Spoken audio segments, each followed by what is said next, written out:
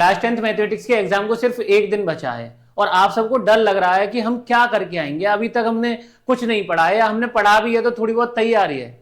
अगर आपने अभी तक कुछ नहीं पढ़ा है, अगर आप बहुत ज्यादा पढ़ चुके हो, एनसीईआरटी एग्जाम्पल लगा चुके हो, पीवाईक्यू लगा चुके हो, तो इस वीडियो को मत देखो। सिर्फ आप क्या करो, अगर आपने कुछ नहीं पढ़ा है तो ये वाले टॉपिक जरूर लगा कर जाना। जो मैथमेटिक्स का एग्जाम है उसके अंदर जो 70% जो है वो एनसीईआरटी से आता है, जो 70% है वो सिर्फ एनसीईआरटी के कुछ टॉपिक से आता है और 30% बाहर से कुछ थोड़ा बहुत हैवी पूछ लिया जाता है। पर जो ये 70% है, अगर इतने भी लेके आओगे तो आप पासिंग मार्क्स तो ला सकते हो। तो आज मैं जो टॉपिक बताने वाला हूं, अगर आप इनको पढ़ के चले जाओगे, आज से भी पढ़ लोगे 6 घंटे के अंदर या 5 घंटे के अंदर, ये सब टॉपिक आप लगा लोगे। अगर आप इनको लगाकर चले जाओगे तो भी आपके एग्जाम के अंदर बहुत बढ़िया मार्क्स आ सकते हैं, 50-60 नंबर तो आ ही जाएंगे। अगर आपने रियल नंबर को बहुत सही से पढ़ रखा है तो कोई दिक्कत नहीं है। अगर आपने ये वाले टॉपिक नहीं करे तो इन वाले टॉपिक्स को जरूर लगा लेना। सबसे पहले आप एक LCM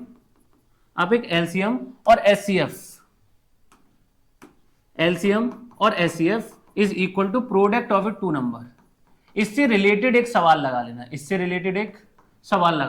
LCM HCF product of a two number, आपको क्या दे रखा होगा, वेरिफिकेशन करने को आएगा, एलसीएम दे रखा होगा, एलसीएम निकालना होगा और एचसीएफ निकालना होगा। या फिर आपको एक तरीके का सवाल, दूसरा तरीका, या फिर आपको ए कुछ दे रखा होगा और बी कुछ दे रखा होगा और आपसे पूछेगा कि आप इसका एलसीएम बता दो या फिर एचसीएफ बता दो। इस तरीके का सवाल पेपर में देखने को मिल सकता है। तीसरा, अगर आपको 6 की पावर n एंड विद 0, ये वाला सवाल आना चाहिए।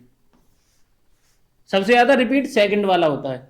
आपको क्या आना चाहिए? तीसरा टॉपिक 6 की पावर n एंड विद 0। चौथा, आपको कंपोजिट नंबर प्रूव करना आना चाहिए, कंपोजिट नंबर। पांचवा, आपको कौन सा टॉपिक पढ़ लेना है इससे? Prove that √3 is an irrational number, ये वाला टॉपिक। या तो √3 या फिर 3 + 2√5 या फिर √2 + √5। ये तीन देख लो, लिखने के तरीके देख लो, ये कैसे लिखा जाता है। सिर्फ इस वाले को तो छोड़ के भी मत जाना। क्या करना है? LCM HCF product of a two number वाला एक सवाल लगा लो। ए और बी आपको कुछ दे रखा होगा, उनका एलसीएम और एचसीएफ निकालना सीख लो। 6 की पावर n कंपोजिट नंबर वाला सवाल एक। अगर आपको वर्ड प्रॉब्लम आती है इसकी, तो एक तरीके का याद रख लो बस। अगर वर्ड प्रॉब्लम आती है तो अगर पेपर के अंदर टुगेदर या एक साथ कुछ पूछा तो आपको एलसीएम लेना है। ऐसे सवाल में क्या लेना है? एलसीएम लेना है। क्या लेना है? एलसीएम लेना है। और एक और पैटर्न का सवाल कि अगर आपको कुछ दे रखा हो कि आपके पास कुछ 250 हिंदी है, तो 250 हिंदी की बुक है और 300 जो है इंग्लिश की बुक है, और आपसे पूछा जाए इन्हें पैक करना है एक जगह, तो ऐसे सवाल में जो भी 2 नंबर दे रखे हैं उन दोनों का एचसीएफ लेना। उन दोनों का क्या लेना? एचसीएफ। और एचसीएफ लेने के बाद दोनों को अलग अलग डिवाइड करना और दोनों को जोड़ देना। इस वाले सवाल जैसे मैं आपको दिखा देता हूं, आपको जैसे ये कंपोजिट नंबर प्रूफ करना है, ये वाला सवाल एनसीईआरटी का है। 6 की पावर n प्रूफ करना है, ये वाला सवाल। 96 और 120 का आपको एचसीएफ चाहिए, ये वाला सवाल। आपको पी क्यू आर दे रखा है, एलसीएम एचसीएफ निकालना है, ये वाला सवाल। एक 48, 72 और 108, और आपको ये बताना है कि एक साथ कब मिलेंगे, टुगेदर बोला है, तो इनका क्या लोगे आप? एलसीएम लोगे। आपसे जैसे ये क्वेश्चन पूछ लिया कि लेंथ, ब्रेथ और हाइट ये है, और आपको एक ऐसा एग्जैक्टली एक रॉड बतानी है ऐसी कि इन तीनों को नाप सके, तो इसमें क्या लोगे? एचसीएफ। एचसीएफ 48, 80, 144 फ्रेंच, हिंदी और इंग्लिश, और आपसे पूछ लिया नंबर ऑफ रूम्स, तो जब भी नंबर वगैरह कुछ पूछा जाए तो आपको एचसीएफ लेना है। प्रूफ दैट √5 ये पक्का आएगा, कंफर्म आएगा, लिख के ले लो। ये √5, √3, √2 कुछ भी आ सकता है, किसी भी एग्जाम के अंदर, किसी भी सेट के अंदर पूछ लिया जाएगा। प्रूफ दैट 2 + 5 √3, तो ये ऐसे कुछ श्योर क्वेश्चन है कि इनमें से ही पूछ लिया जाएगा, इससे बाहर नहीं पूछा जाता रियल नंबर से। आगे चलते हैं पॉलिनोमियल की तरफ। पॉलिनोमियल में आप सबसे पहले वेरिफिकेशन किसका? सम ऑफ द जीरोस और प्रोडक्ट ऑफ द जीरोस का। ये ध्यान रखो, आपसे क्या पूछ सकता है कि अल्फा प्लस बीटा का रिलेशन पूछ लेगा -b/a के साथ, और अल्फा इंटू बीटा c/a के साथ। एक इक्वेशन दी होगी, फैक्टराइज कराएगा, फैक्टराइज कराने के बाद आपसे सम ऑफ द जीरोस या फिर प्रोडक्ट ऑफ द जीरोस पूछा जाएगा। या फिर इक्वेशन फॉर्म करने को आ सकती है, अल्फा प्लस बीटा देगा और आपसे इक्वेशन फॉर्म करने को पूछ लेगा। पहले पैटर्न का सवाल, दूसरे पैटर्न का सवाल। तीसरा 1/α + 1/β माइनस अल्फा बीटा, ऐसा कुछ लिखा आएगा और आपसे अल्फा, और आपको इसको सॉल्व कराएगा। तो आप बस यहाँ पर अल्फा इंटू बीटा मल्टीप्लाई करो, इसे इधर और वैल्यू को यहाँ से पुट कर दिया जाता है। या फिर फोर्थ, नई इक्वेशन फॉर्म करने को, इक्वेशन फॉर्म अभी आपको मैं सवाल दिखाऊंगा जब देखना। या फिर आपसे जीरोस के बारे में पूछेगा कि इसके जीरोस कितने हैं, तो एक्स एक्सिस को जितनी जगह कट करे उतने ही क्या आएंगे, इसके जीरोस आएंगे। तो कितने जीरो आ जाएंगे, इसके 3 आ जाएंगे। तो ऐसे कुछ आपको 5 टॉपिक के सवाल ये लगा लेने हैं। एनसीईआरटी के 2 सवाल लगाओ, पहला का पहला, दूसरे का पहला, बस एक एक लगा लो, बहुत है, इससे ज्यादा कुछ मत करो। जैसे ये सम ऑफ द जीरोस दे रखा है, और प्रोडक्ट ऑफ द जीरोस दे रखा है, नई इक्वेशन बनवाइए। तो फॉर्मूला क्या लगा दोगे, ये वाला। जैसे ये आपको कुछ एक कंडीशन दे रखी होगी, रेसिप्रोकल बोले तो अल्फा इंटू बीटा 1 के बराबर रख देना है, और नेगेटिव बोले तो अल्फा प्लस बीटा 0 के बराबर रख देना है, और यहां से के की वैल्यू निकालनी है। अब अल्फा इंटू बीटा का आपका फॉर्मूला पता है, C/A, ऐसा कोई सवाल होगा आप सॉल्व कर लोगे। इसके बाद इसके जीरोज निकालने हैं फैक्टराइज करके, तो ऐसा कुछ पैटर्न का सवाल आ सकता है बोर्ड के अंदर। ऐसी आपको ये एक सवाल दे रखा है और इसके क्या निकालने हैं, जीरोज निकालने हैं। सबसे पहले जीरोज निकालने और फिर उनको क्या करना है, रिलेशनशिप को वेरीफाई करना है, इससे ज्यादा कुछ नहीं करना। क्वाड्रेटिक हो पाए तो ठीक, अन्ना इससे कोई मतलब नहीं है। आपको ऐसे ही एक नई इक्वेशन बनाने को बोल दी कि उसके जीरोज जो है वो अल्फा और बीटा -3 होनी चाहिए, अल्फा -3 और बीटा -3। तो इसको क्या मान लो, पूरे को अल्फा मान लो और इसको बीटा मान लो, और नई इक्वेशन फॉर्म कर सकते हो। कैसे करोगे, x² minus alpha plus beta x और अल्फा इंटू बीटा यहां पर तुम पुट कर सकते हो। ये अल्फा की जगह ये लगा दो, बीटा की जगह ये लगा दो, अल्फा की जगह ये, बीटा की जगह ये, सॉल्व इजीली कर लोगे। तो ज्यादातर इसी पैटर्न पे बेस्ड आपको सवाल देखने को मिलते हैं। जैसे ये पूछ लिया 1/अल्फा प्लस 1/बीटा माइनस अल्फा बीटा, तो इस तरीके के सवाल आपको दूसरे चैप्टर से देखने को मिलेंगे। तीसरा, पेयर ऑफ लीनियर इक्वेशन से कंफर्म सवाल आएगा। एक कंडीशन दी होगी आपको, या तो यूनिक सॉल्यूशन, या फिर वन सॉल्यूशन, या फिर इनफाइनाइट मेनी सॉल्यूशन, या फिर आपसे कोइंसिडेंट, पैरेलल और इंटरसेक्टिंग की कोई कंडीशन दी होगी। उसके ऊपर एक सवाल आ सकता है, के की वैल्यू पूछ लेगा, जैसे A1/A2 B1/B2 does not equal to C1/C2। तो ये किसकी कंडीशन है, पैरेलल की। अगर यहाँ पर ये अगर पहला कट हो जाए तो इंटरसेक्टिंग, और तीनों बराबर हो जाए तो कोइंसिडेंट। या फिर आपसे एक पैटर्न का सवाल ये हो सकता है, या फिर आपसे एज रिलेटेड सवाल पूछा जाएगा। एज रिलेटेड मतलब अगर आपने एनसीईआरटी करी हो तो उसमें एक जैकब वाला क्वेश्चन है, 5 ईयर हिंस, 5 ईयर अगो, ऐसा कुछ आपको सवाल देखने को मिल सकता है। तीसरा, आपसे जो पूछ सकता है वो ज्यादातर इसमें से फिक्स्ड चार्ज वाले सवाल पूछे जाते हैं, फिक्स्ड चार्ज वाले। जैसे ये दे रखा है तुम्हें एक सवाल, जैसे ये क्या है, 7x दे रखा है, y -5, 21x 3 और y k दे रखा है। इसको x1, इसको a1 मान लोगे, इसको b1, इसको c1, इसको a2, इसको b2, इसको c2, और कंडीशन यहाँ पर आपको बता रखी है कंसिस्टेंट। और कंसिस्टेंट किसमें होता है, A1/A2 B1/B2 C1/C2, तीनों क्या होते हैं, बराबर। आप k की वैल्यू निकाल लोगे। ये वाले सवाल आपने बहुत करे होंगे अगर आप पूरी साल कुछ पढ़े हो तो। ऐसे ही क्वाड्रेटिक इक्वेशन, ये जो 2 एलजेब्रिक इक्वेशन दे रखी हैं, दोनों को क्या करना है, सॉल्व, एलिमिनेशन या फिर सब्स्टिट्यूशन लगा लो, और कुछ मत करो। ऐसे ही सेम एक और कंडीशन का सवाल, ऐसे ही सेम नो सॉल्यूशन दे रखा होगा। नो सॉल्यूशन मतलब parallel, A1/A2 is equal to B1/B2, बस ये करो, सवाल सॉल्व हो जाएगा। तो इस पैटर्न के कुछ सवाल लगा के चले जाओ, ये बहुत रिपीट होता है, ये पेपर में ज्यादातर देखने को मिलता ही है, छपा छपाया ऐसे दिख जाएगा आपको। 101x, ये वाली चीज यहां पर दे रखी है और ये वाली चीज यहां दे रखी है। ऐसे सवाल में पहले इन दोनों को जोड़ो, इन दोनों को घटाओ और फिर दोनों को एलिमिनेट कर दो, तो आपका आंसर निकल कर आ जाएगा। इसके बाद आपको क्या करना है, ग्राफ बनाना आना चाहिए आपको। अगर ग्राफ बनाना आता है तो अब इससे रिलेटेड आपसे एरिया पूछ लिया जाएगा। क्या पूछ लिया जाएगा, एरिया पूछ लेंगे। तो आप पहले इसका ग्राफ बनाओगे और उसके बीच में जो बिलोंग करेगा उसका ग्राफ निकालना होगा।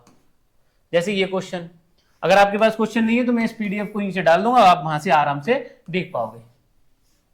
नंबर वाला क्वेश्चन बहुत रिपीट होता है कि 2 डिजिट नंबर है, उसका रिवर्स जो है जोड़ दिया, घटा दिया। तो इस पैटर्न का सवाल, एक एक सबके पैटर्न के सवाल लगा के चले जाओ, कुछ तो होगा। अगर कुछ नहीं हुआ तो, अगर सवाल को पेपर में छोड़ना नहीं है आपको, और एक फ्रैक्शन दे रखा है और एक फ्रैक्शन दे रखा है, आपसे कुछ भी रिलेशन पूछ लेगा, सवाल ये भी बहुत सरल है, एक फ्रैक्शन को x अपॉन वाई मान लो। अब उसने बोला कि 1/3 आएगा कब, जब 2 को तुम घटा दोगे न्यूमरेटर में से, 2 घटा दो, मतलब ऐसा कुछ x minus x upon y minus 2 is equal to 1/3 बनेगी इक्वेशन। 2 घटा दो 1/3 आ जाएगा, ऐसी अगली इक्वेशन बन जाएगी। ऐसी फिक्स्ड चार्ज वाला क्वेश्चन, फिक्स्ड चार्ज वाले के अंदर आपको जो यहां पर ये ध्यान रखना कि 2 दिन का दिया है तो उसको x मान लो, 2 का मल्टीप्लाई नहीं करना, आपको 2 दिन का दिया है तो उसको x मान लो, और अगले 4 दिन, जैसे यहां पर बोला है 6 दिन बोले हैं, तो 6 दिन बोले हैं तो 2 दिन का x मान लिया, अगले कितने दिन बचे 4, तो 4y इज इक्वल टू 22 मान लो। सिंपल सिंपल सॉल्व हो जाएंगे। अगर ऐसे सवाल आपने पहले करे हो तो एनसीईआरटी थोड़ी बहुत लगाई हो या फिर नहीं करी हो, तो ऐसे पैटर्न के सवाल अब भी लगा कर चले जाओगे तो आपके नंबर आ जाएंगे।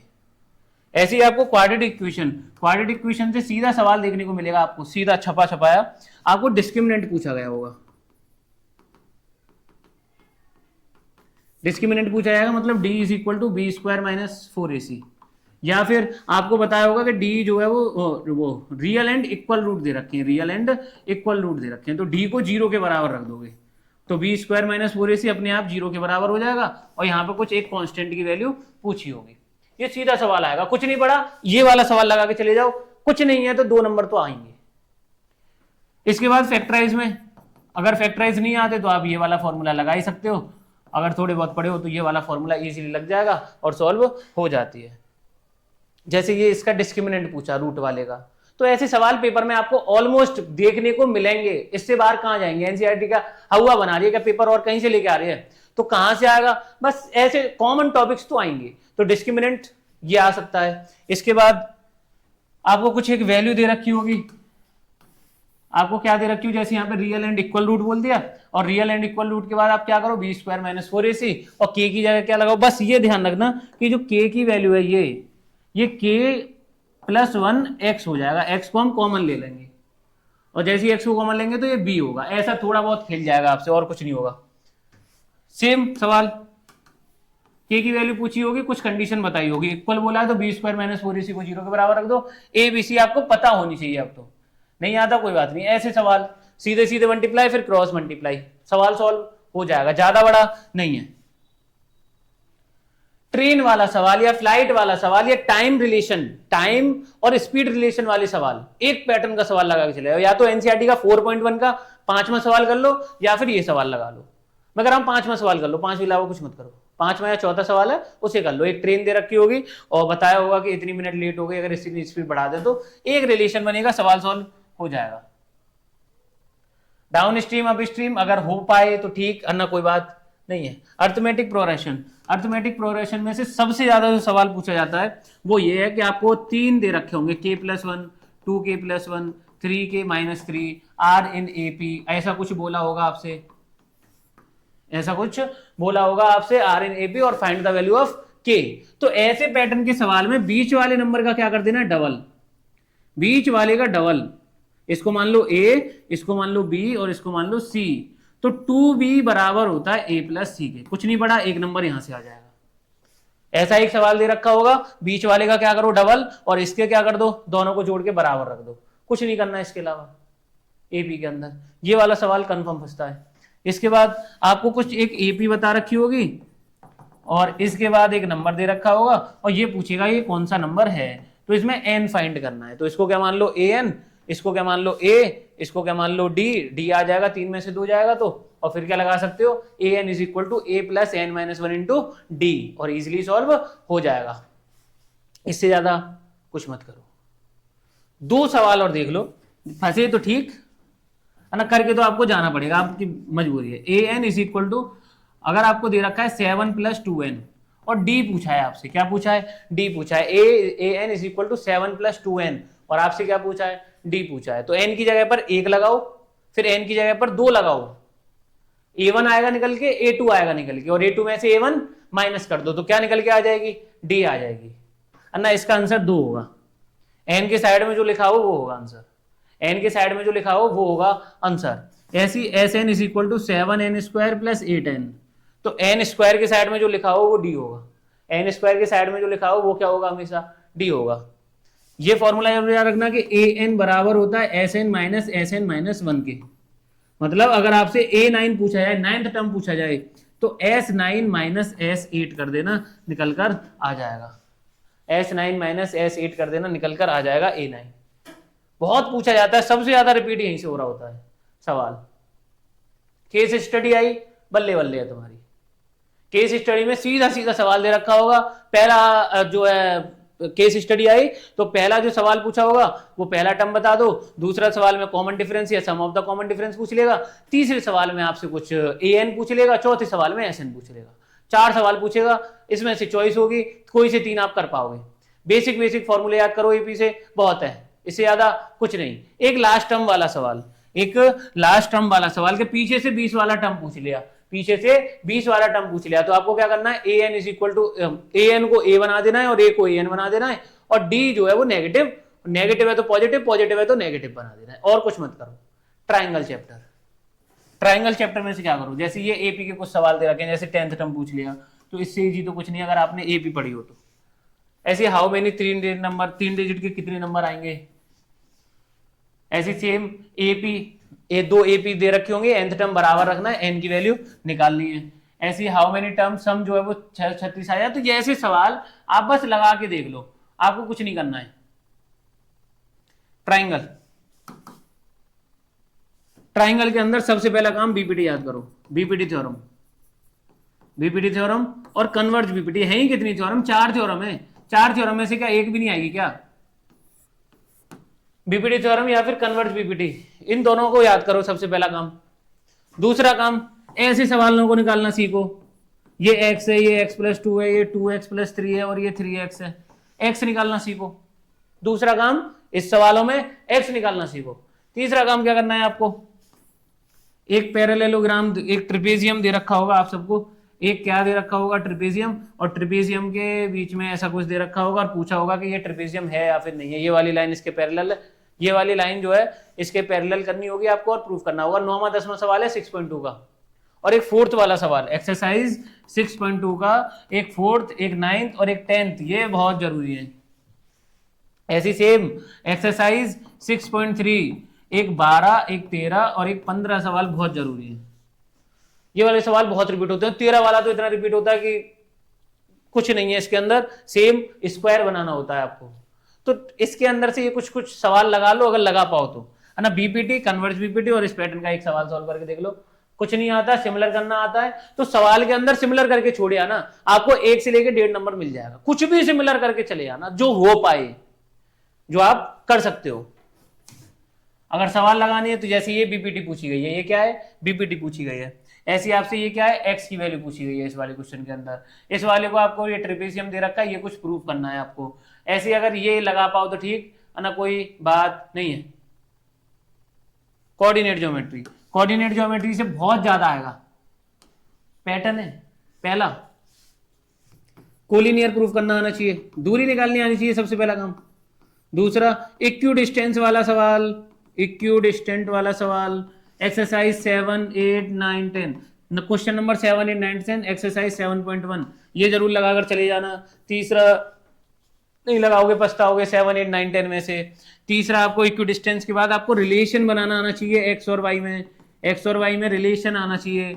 और 4th, आपको रेशियो वाला सवाल, रेशियो वाला सवाल एक्सरसाइज 7.2 क्वेश्चन नंबर 5, रेशियो वाला सवाल एक्सरसाइज 7.2 का क्वेश्चन नंबर 5 में कर लो।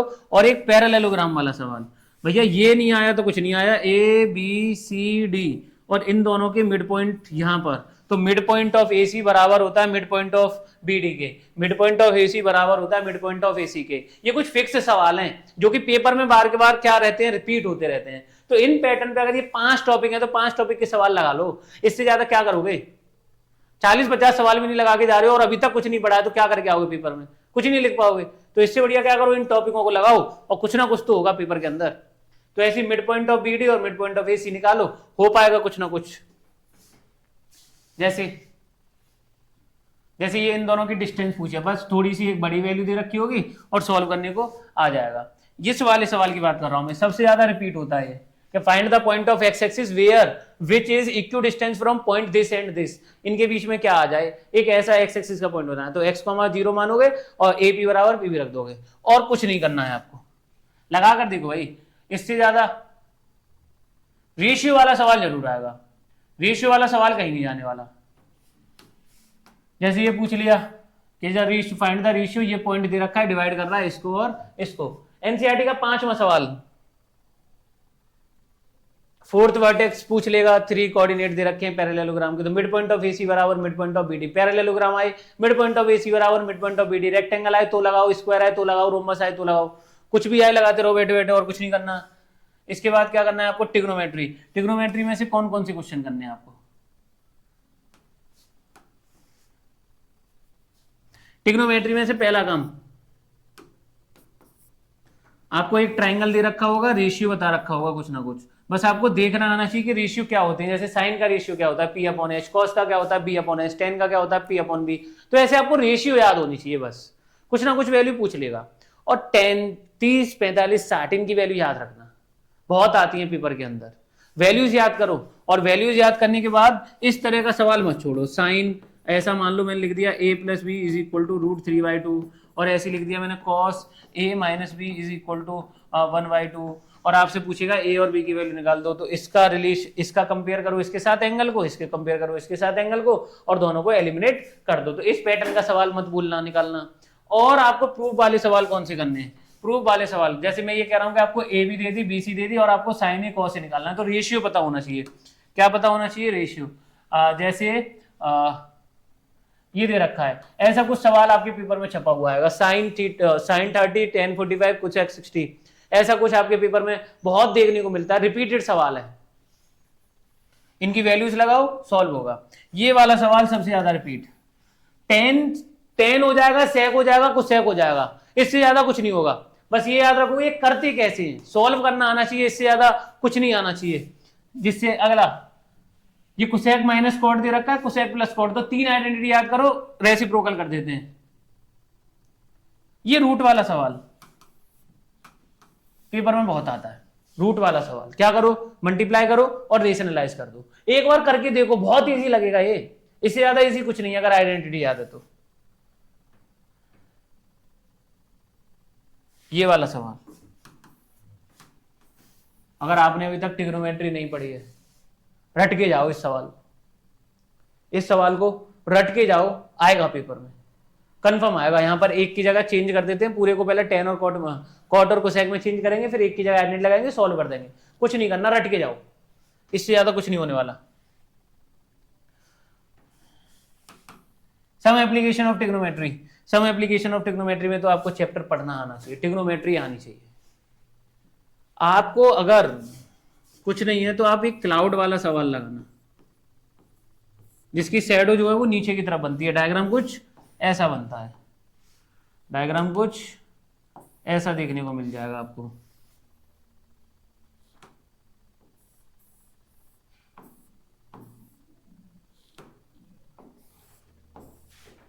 एक क्लाउड वाला सवाल, ऐसा डायग्राम देखने को मिल जाएगा, इससे ज्यादा कुछ मत करो। एनसीईआरटी में मैं दावा करता हूं कि एनसीईआरटी में से आप एक तो 8 वाला सवाल, 8, 9, 12, 13 और 15, ये 5 सवाल लगा के जाओ, कुछ नहीं पढ़ा है तो। 8, 9, 13 और 12, 13 और 15 कुछ नहीं पढ़ा है तो ये सवाल लगा के जाओ, इसमें कोई कंफर्म टॉपिक नहीं है। 5 सवाल है, इन 5 सवाल में से एक सवाल जरूर आएगा, या फिर ये क्लाउड वाला सवाल। कुछ नहीं पढ़ा, रटो भाई, कुछ तो रटो। क्या कह रहे हो, मैं तो समझने की चीज है, समझी तो है ही नहीं 1 साल से, और जब 1 साल से नहीं समझिए तो 1 दिन में क्या समझ लोगे। इससे बढ़िया रटो, जितना रट सकते हो रटो सवालों को, इससे ज्यादा कुछ मत करो। फेल हो रहे हो तो उसके लिए है, जो बच्चा पढ़ के आया होगा वो वीडियो को क्यों देखेगा, जो फेल है वो ही बैठा होगा यूट्यूब के ऊपर और देख रहा होगा कि यूट्यूब के ऊपर 1 दिन में कैसे पास हो, 1 दिन में 100% कैसे आ जाओ। ऐसी वीडियो आपको देखने को मिलेंगी कि 1 दिन में आप इतने नंबर ला सकते हो, 1 दिन में। मैथ में नहीं आते इतने नंबर, मैथ में लाने के लिए आपको पूरी साल पढ़ना पड़ता है, क्वेश्चन लगाने होते हैं, एनसीईआरटी एग्जाम्पलर, पीवाईक्यू, ये सब लगाना होता है, जब जाके आपके कुछ नंबर आते हैं। अगर आपको 70-80 नंबर लाने होते तो आप पूरी साल पढ़ रहे होते, आप इस वीडियो को नहीं देखते। आपको क्या करना पड़ेगा, मैथ, ये कोई साइंस, एसएसटी, हिंदी, इंग्लिश रट के पास हो जाओगे नहीं है सब्जेक्ट ऐसा। मैथ में तो आपको सॉल्व करना पड़ेगा, कितना भी कोशिश कर लो। अब तक आपने कुछ नहीं पढ़ा, सवालों को रटो, कुछ तो करो, जब तो पास हो गए। ये कुछ सवाल है, सर्कल थ्योरम याद करो, दो थ्योरम है, दोनों थ्योरम याद करो। पहली थ्योरम क्या है कि टेंजेंट जो है वो सर्कल के परपेंडिकुलर होती है, और दूसरी अगर एक एक्सटर्नल पॉइंट से दो टेंजेंट खींची जाती हैं तो दोनों टेंजेंट क्या होंगी, बराबर होंगी। ये पढ़ो, दो थ्योरम पढ़ो। और एनसीईआरटी इसे मत भूलो, एनसीईआरटी का 8वां 9वां 10वां और 12 और 13 ये 5 सवाल लगाओ। 8 9 10 12 13 होगा कुछ पेपर में, 8 9 से सवाल आएगा कंफर्म, 8 9 से कहीं नहीं जाने वाला सवाल। 8 या 9 पर घूम रही होगी गाड़ी, इससे ज्यादा सर्कल में कहीं से नहीं आता सवाल। जैसे ये दो एग्जाम्पल पूरी एनसीईआरटी के अंदर, एनसीईआरटी के दो ही एग्जाम्पल हैं, उन दोनों को लगाओ, नंबर 2 नंबर 3, पहला मत करना, नंबर 2 नंबर 3 ये दो एग्जाम्पल लगा दो, बहुत है, इससे ज्यादा मत पढ़ो, इससे ज्यादा पढ़ ही नहीं पाओगे पूरे दिन में। ये वाला सवाल, ये एग्जाम्पल नंबर 2 है, ये 8वां सवाल है, ये एग्जाम्पल नंबर 3 है,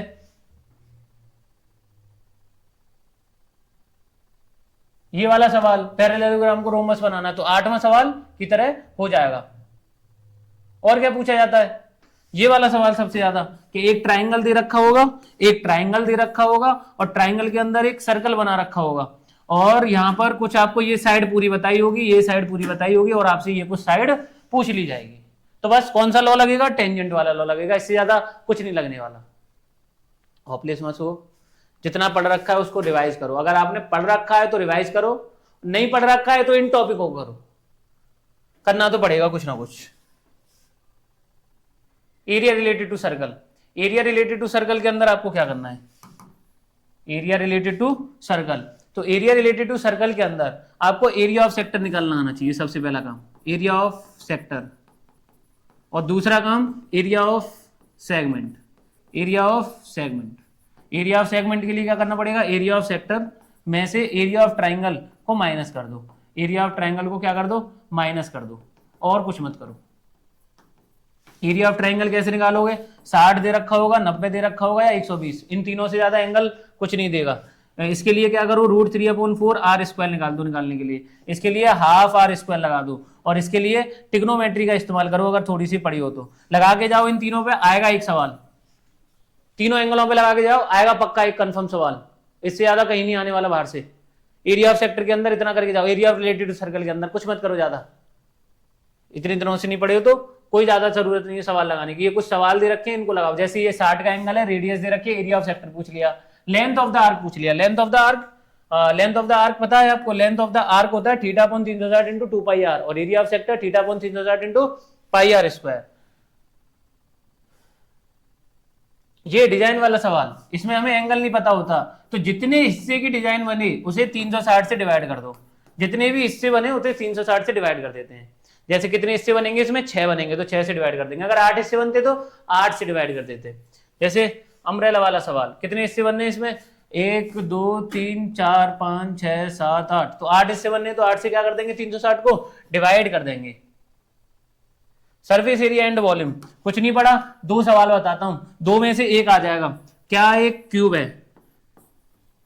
क्या एक क्यूब है, और क्यूब के ऊपर या तो कोन रखा होगा या फिर हेमिस्फीयर रखा होगा, या तो कोन रखा होगा या फिर हेमिस्फीयर रखा होगा, चाहे ये ऊपर रखा हो चाहे ये अंदर रखा हो, चाहे ये ऊपर रखा हो चाहे ये अंदर रखा हो, दोनों का सरफेस एरिया सेम आएगा, दोनों का सरफेस एरिया सेम आएगा, चाहे कोन अंदर हो चाहे बाहर, चाहे इस हेमिस्फीयर बाहर हो चाहे अंदर। करना क्या है, जो क्यूब है उसका सरफेस एरिया, जो भी चीज यहां ऊपर रखी होगी या अंदर रखी होगी, कोन हो चाहे हेमिस्फीयर हो, जो भी हो, उसको उसका सर्फेस एरिया -πr स्क्वायर।